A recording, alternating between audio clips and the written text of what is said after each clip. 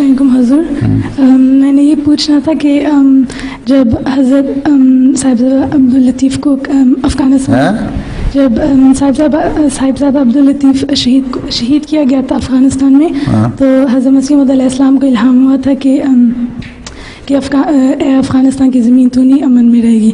तो इसका क्या मतलब है कि अफ़गानिस्तान में कभी इल्हाम तो नहीं हुआ था, आपने फरमाया था। अच्छा, हाँ जी, कि ज़मीन काबुल तो भी अमन में नहीं रहेगी। तो उसके बाद से देख लो, अमन में तो नहीं रहेगी। चंद दिन बाद वहाँ का अमीर बादशाह था वो भी मर गया, फिर और हुकूमत आई वो भी ख़त्म हो गया, फसाद पैदा होते रहे, मुल्ला के ज़ोर माना गया था तो मुल्ला ने उस आज तक मुल्ला का ही कब्ज़ा है वहाँ। और जब मुल्ला रहेगा तो यही हिसाब होगा। आज पाकिस्तान में मुल्ला का कब्ज़ा है, और जब तक ये लोग बाज नहीं आते, ये सारे फसाद की जड़ जो तो शहीदों के खून का बदला अल्लाह ताला इस तरह लेता रहेगा। यही हाल यहाँ पाकिस्तान में हो रहा है।